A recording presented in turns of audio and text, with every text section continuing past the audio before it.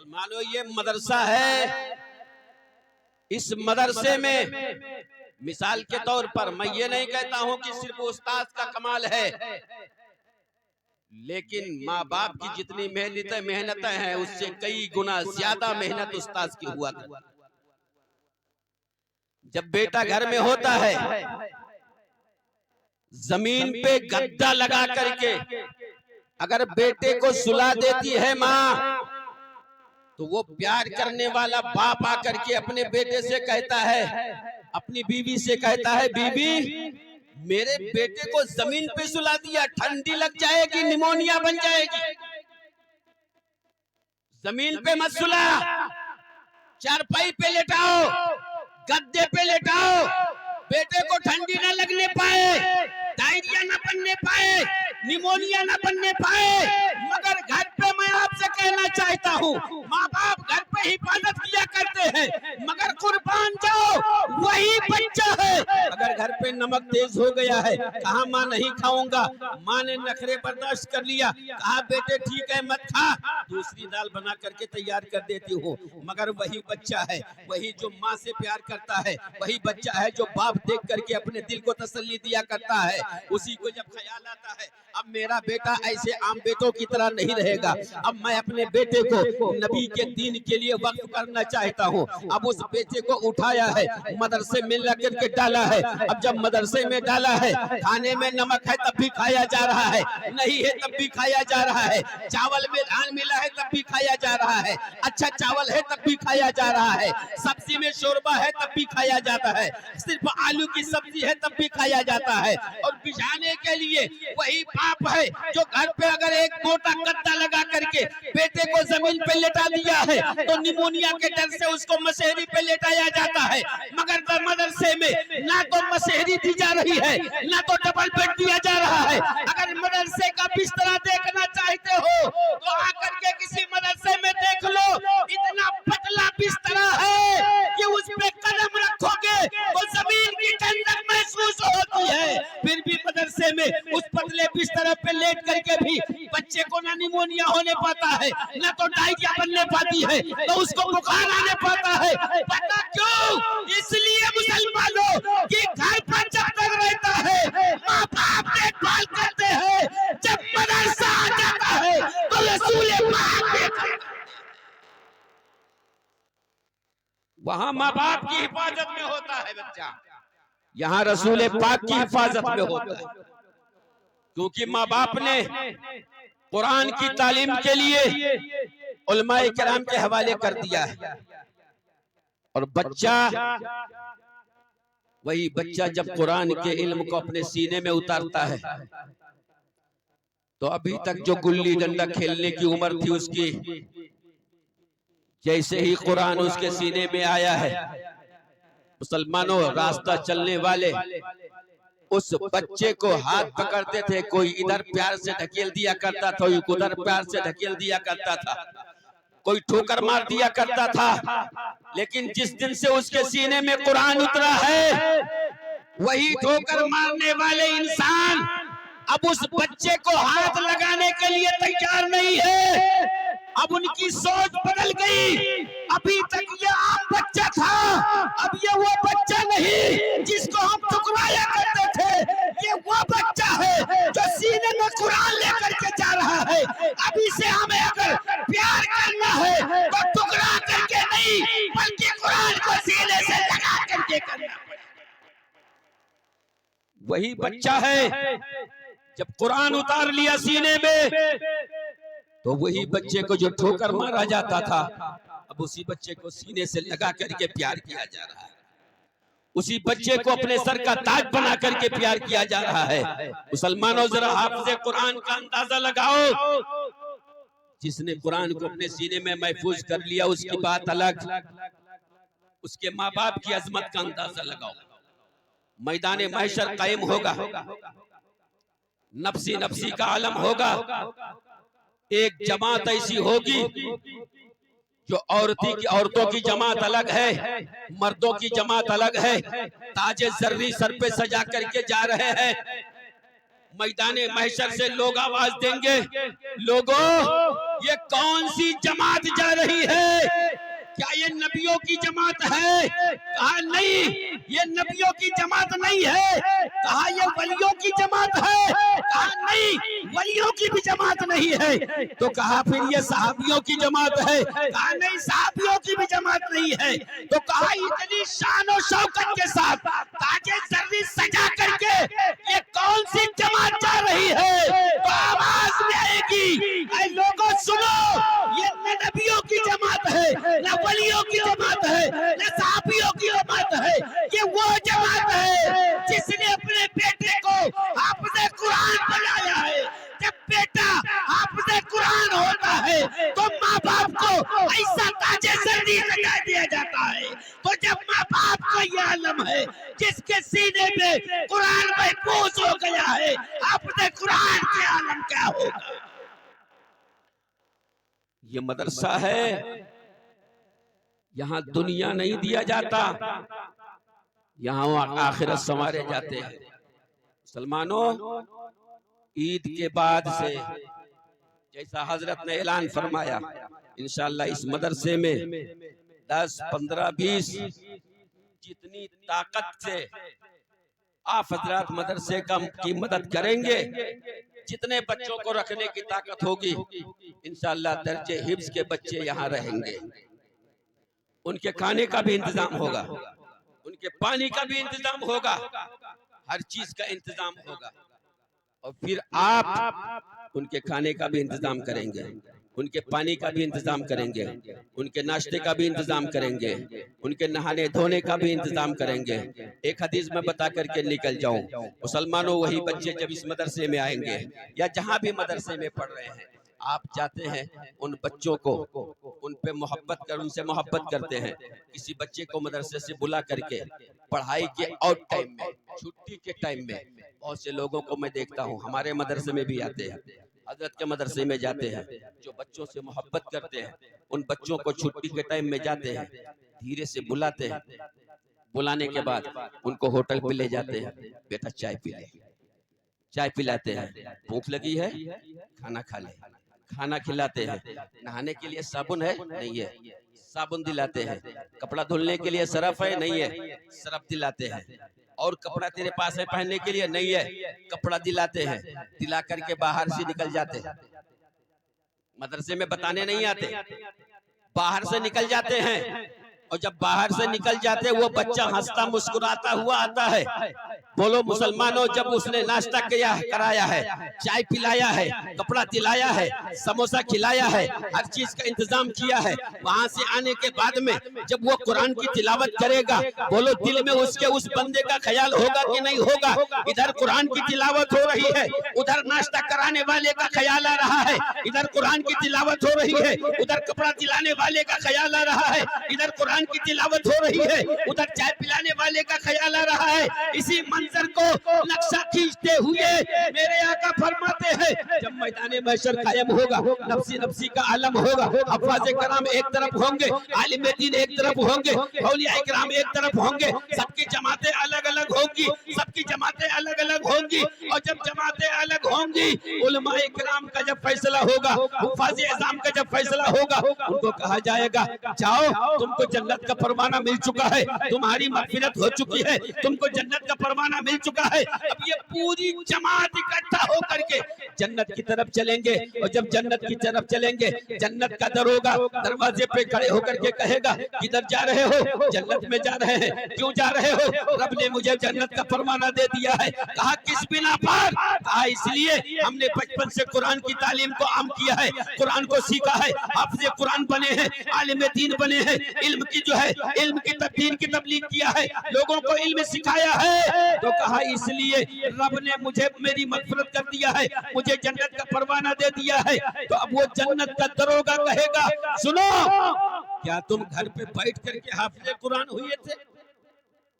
सवाल देखो, वो जन्नत का दरोगा कहेगा, क्या तुम अपने घर पे बैठ करके हाफ़िज़े कुरान हुए थे? कहा नहीं, फला मदरसे में जा करके कहा फला मदरसे में जब गए थे तो खाने का इंतजाम भी किसी ने किया था? कहा हाँ बिल्कुल किया था। पानी का इंतजाम भी किया गया था? बिल्कुल किया गया था। तेरे लिए कोई वजू बनाने के लिए पानी दिया? हाँ बिल्कुल दिया है। नहाने के लिए साबुन का इस्तेमाल किया? हाँ बिल्कुल किया है। तेरे रहने सहने के लिए जब पढ़ाई के दौर में जिस चीज की जरूरत पड़ी तमाम तेरे अल्लाह के बंदों ने तेरी मदद किया या नहीं किया? कहा बिल्कुल किया है। कहा सबके मदद से तू हाफिज़े कुरान बना है, सबके मदद करने से तू आलिम दीन बना है? कहा हाँ बिल्कुल बना हूं। कहा जिसने जिसने तेरी मदद किया है उनको छोड़ के जा रहा है, उनको छोड़ के जा रहा है। रहमते हक बहा नमी जोयत, अल्लाह की रहमत बहाना तलाश करती है। इतना अच्छा बहाना मिला और मौके को गनीमत नहीं समझता। आज सुन ले, रब ने तेरी मगफिरत कर दिया है। आज जिसका तू हाथ पकड़ लेगा रब उसकी भी मगफिरत फरमा देगा। तो अकेला क्यों जा रहा है? क्या 4 साल 5 साल मदरसे में रह करके तेरे बाप ही ने खाना नहीं दिया है? तेरी माँ ही ने सारी चीजों को पूरा नहीं किया है? मोहल्ले वालों ने भी किया होगा, गांव वालों ने भी किया होगा, इलाके वालों ने भी किया होगा, दूर दराज वालों ने भी किया होगा। वो चेहरा तेरी नजर में होगा? कहा बिल्कुल है। तो कहा पलट जाओ, मैदाने महशर है, पूरी दुनिया के लोग हाजिर हैं। अगर चेहरा तुम्हारी नजर में आ जाए तो उन चेहरे वालों को भी साथ में ले आओ, उन चेहरे वालों को भी साथ में ले आओ जिसने तुम्हें एक बार भी वजू के लिए पानी दिया हो, उसका भी हाथ पकड़ करके ले आओ। जिसने नहाने का इंतजाम किया हो उसका भी हाथ पकड़ करके ले आओ। जिसने खाने का इंतजाम किया हो उसका भी हाथ पकड़ करके ले जाओ, ले आओ। जिसने तेरे लिए दवा का इंतजाम किया है उसका भी हाथ पकड़ करके ले आओ। जिसने जिसने मदद किया है सबका हाथ पकड़ करके ले आओ। इसलिए कि रहमत हक बहा नबी जोयत, अल्लाह की रहमत बहाना तलाश करती है। आज रब ने तुझे जन्नत का परवाना दे दिया है और जिसका हाथ पकड़ लेगा रब मना नहीं करेगा। जिसने जिसने तेरी मदद किया है सबका हाथ पकड़ ले, साथ में जन्नत में लेके चला जा। आज किसी को रोका नहीं जाएगा। तो ये इदारा हमारी निजात का जरिया बनता है, मदरसे हमारी मगफिरत का जरिया बनते हैं। शर्त यह है कि मोहब्बत हो, मोहब्बत से हमें इनका अंजाम देना चाहिए। मेरे आका फरमाते हैं तलबुल इल्म फरीदतुन अला कुल्ली मुस्लिमिन व मुस्लिमा, इल्म दीन का सीखना हर मुसलमान मर्द और औरत पर फर्ज है। क्या फरमाया? फर्ज है। मेरे सरकार नफिल भी कह सकते थे, उलमाए कराम के तवज्जो का तालिब, हुजूर दुआओं का तालिब। मेरे सरकार सुन्नत भी कह सकते थे, नफिल भी कह सकते थे, मुस्तहब भी कह सकते थे, वाजिब भी कह सकते थे। नहीं, ना तो मेरे आका ने इल्म को सीखने के लिए ना तो सुन्नत कहा है, ना तो वाजिब कहा है, ना तो मुस्तहब कहा है, ना तो नफिल कहा है, डायरेक्ट फर्ज कहा है।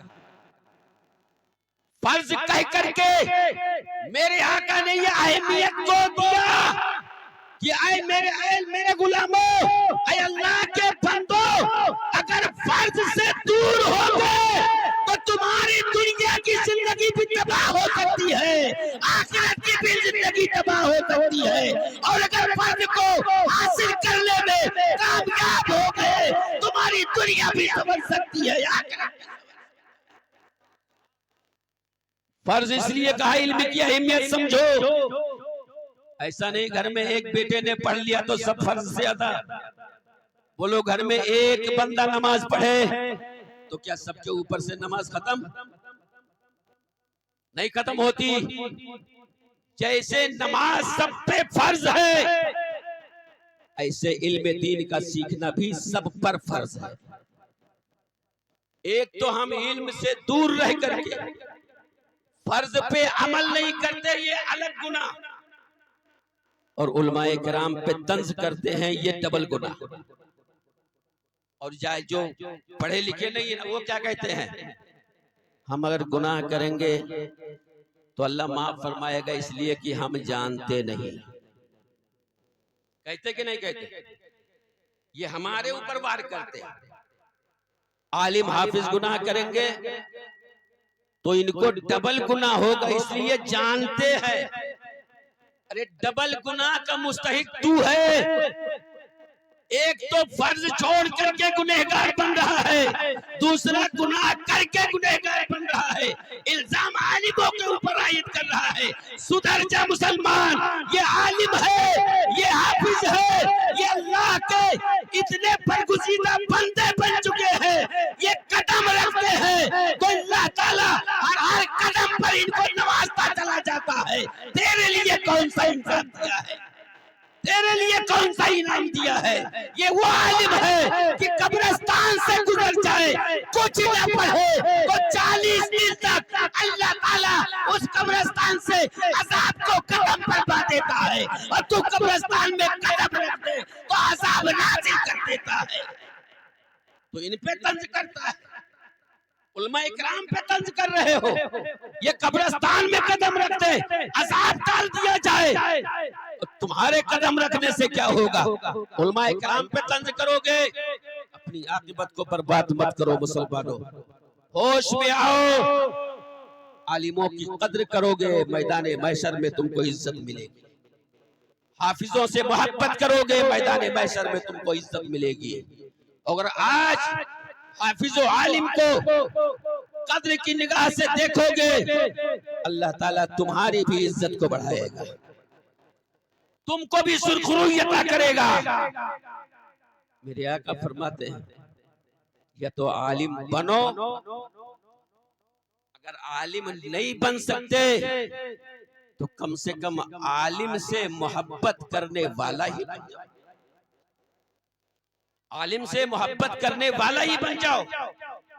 इतना तो कर ही सकते हो, लेकिन आज मोहब्बत कहाँ किया जाता है, आज तो तंज किया जाता है, आज तंज किया जाता है। और तुम नहीं जानते हो, एक आलिम को यहाँ का फरमाते हैं, गुस्ताखी माफ, अल्लाह माफ फरमाए, मैं तंज के लिए नहीं आपको नसीहत के लिए एक जुमला इस्तेमाल करना जा रहा हूँ।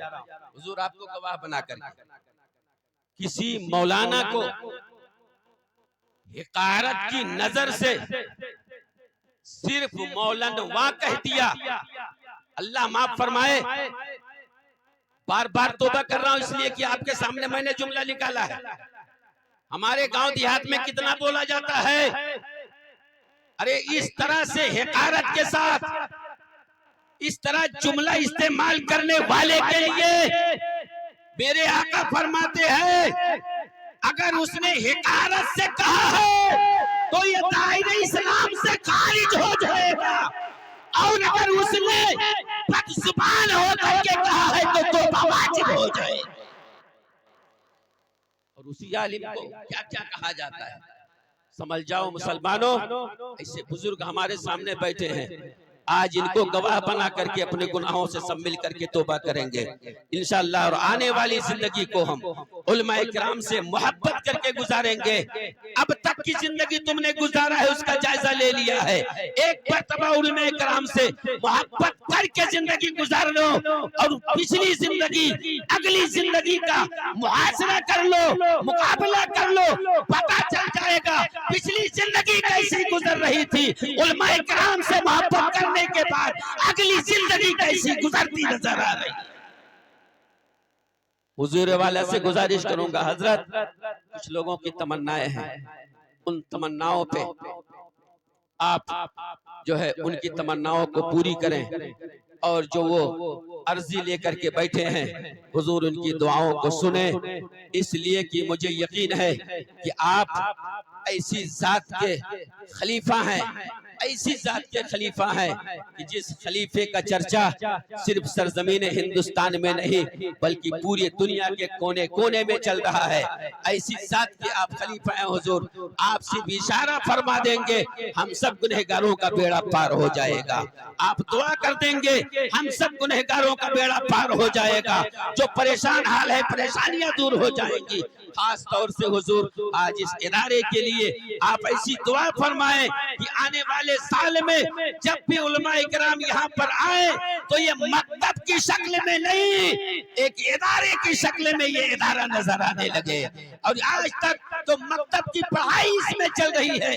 अल्हम्दुलिल्लाह आपकी दुआओं के बाद ये दरसे हिफ्ज का भी गहवारा बन जाए, दरसे निज़ामी का भी गहवारा बन जाए और यहाँ से नौनिहाले तिफलाने इस्लाम निकले और जगह जगह जा करके इस्लाम का जो है प्रचार करें, इस्लाम की दावत दें।